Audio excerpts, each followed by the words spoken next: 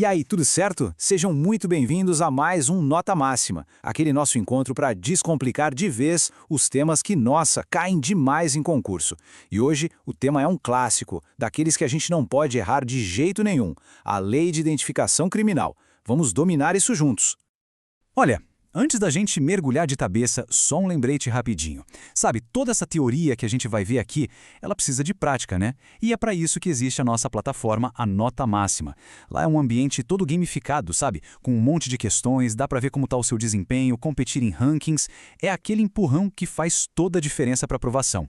O endereço está aí, ó, www.notamaxima.ap.br. Fica a dica. Pronto, recado dado. Agora sim, bora pra cima da Lei 12.037 de 2009 e garantir aqueles pontinhos preciosos na prova. Então, para a gente entender bem essa lei, tem que começar pelo começo, né? Pela base de tudo. Qual é a regra geral? Qual é o princípio fundamental que ela traz? E tá aqui, ó, direto na fonte. Artigo 1º. A regra é super clara, pessoal. Se a pessoa já é civilmente identificada, se ela tem um RG, por exemplo, ela não vai ser submetida à identificação criminal. Sabe, aquela coisa de coletar digital, tirar foto na delegacia, a princípio não acontece. A base de tudo é essa, simples assim. Essa tela aqui organiza o pensamento de um jeito perfeito. Pensa assim, de um lado, a gente tem a regra geral. Do outro, aquilo que as bancas amam, o filé mignon para a prova, as exceções. A lógica da lei é basicamente esta. Olha, em regra ninguém faz identificação criminal, a não ser que a situação se encaixe em um desses 6 casos aqui. É esse o jogo que a gente precisa entender. Tá, mas o que é ser civilmente identificado na prática? O que vale? Bom, o artigo 2º explica direitinho, e a lista é grande, viu? RG, carteira de trabalho, carteira profissional tipo OAB, CRM, até passaporte e carteira funcional de militar. O ponto principal é o seguinte: se a pessoa tem um documento público válido que consegue identificar quem ela é, pronto. A regra geral se aplica a ela. Beleza, agora a gente entra na parte que, olha, as bancas de concurso adoram cobrar. É aqui que o bicho pega. Se a regra é não identificar, então, quando é que o Estado pode, e mais, deve fazer a identificação criminal? É agora que a gente precisa de atenção total. Pensa na cena. A pessoa chega na delegacia, mostra o RG bonitinho, mas mesmo assim ela é levada para coletar as digitais e tirar foto. Ué, por quê? A resposta à pergunta de R$1 milhão está justamente nessas 6 exceções do artigo 3º. Vamos passar por cada uma delas agora. E estão aqui elas. O mais importante é pegar a lógica de cada uma, saca? Primeiro, o documento está rasurado ou parece falso. Pô, óbvio, né? Tem que checar. Segundo, o documento não é suficiente para identificar. Imagina aquela foto de RG de quando a pessoa tinha 15 anos. Não dá.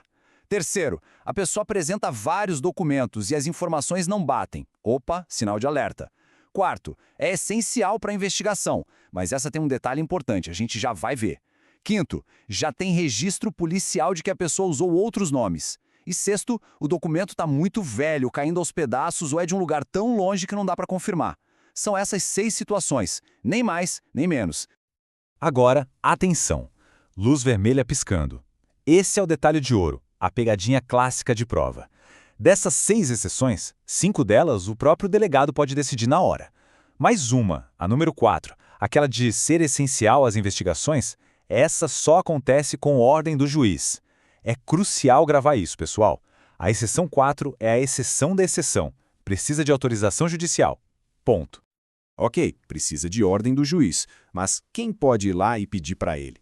A lei lista todo mundo. O delegado, que é a autoridade policial, o promotor do Ministério Público e, olha que interessante, até a própria defesa. E mais, o juiz, se achar necessário, pode decidir isso sozinho, por conta própria. É o que a gente chama de agir de ofício. Beleza. Então a gente já entendeu quando a identificação acontece. Agora a pergunta é, como ela é feita? O que rola na prática, no procedimento? Então, o padrãozão, o básico do básico, está lá no artigo 5º.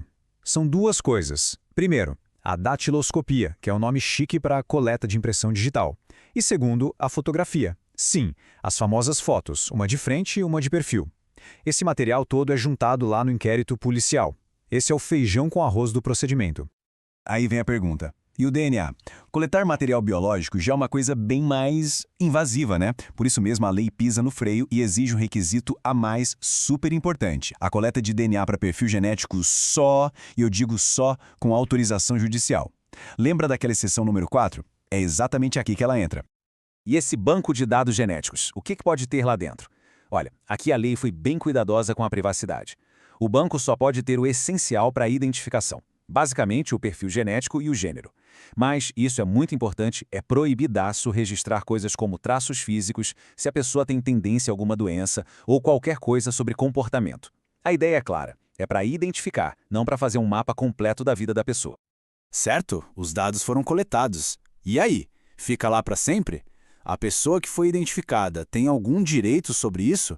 É exatamente o que a gente vai ver agora, a questão do sigilo e o direito de apagar esses registros. E aqui a gente esbarra num princípio fundamental do direito, a presunção de inocência. Pensa comigo, a pessoa ainda está sendo investigada. Por isso, o artigo 6º é muito claro. Essa identificação criminal não pode aparecer em atestados de antecedentes antes de ter uma condenação definitiva. Sabe, aquela que não cabe mais recurso. É uma forma de proteger a reputação da pessoa enquanto o processo todo não acaba. E para apagar tudo isso, opa, aí as regras mudam. E essa diferença é questão de prova certa. Presta atenção. Para apagar a foto e as digitais, é mais fácil. Se a pessoa foi absolvida ou o inquérito foi arquivado, já pode pedir para tirar. Agora, para o DNA, o perfil genético, a história é outra, é bem mais rigorosa. A exclusão acontece se houver absolvição, beleza. Mas se houver condenação, aí só depois de 20 anos. E não é 20 anos da condenação, é 20 anos depois de cumprir a pena toda.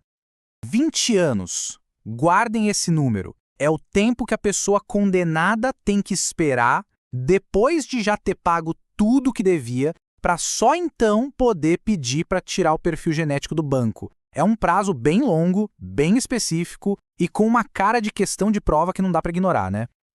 Ufa, passamos por toda a estrutura da lei. Agora, para ter certeza que tudo ficou amarradinho na cabeça, vamos para um resumão final, bem direto ao ponto.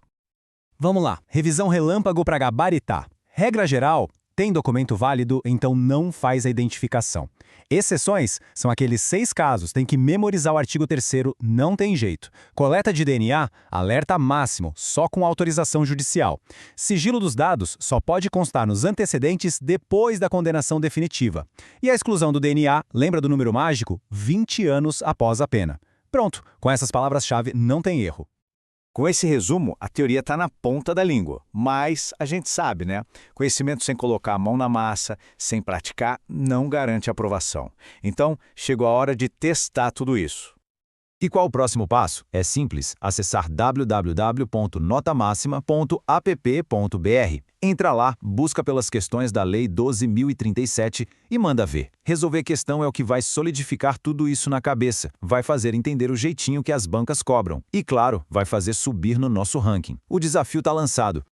É isso, pessoal. Chegamos ao fim de mais essa análise aqui no Nota Máxima. Muito obrigado pela companhia e pela atenção. Agora é manter o foco, continuar firme nos estudos, que a aprovação vem. Fiquem ligados que logo a gente volta com mais material para turbinar essa preparação. Um abraço e até a próxima!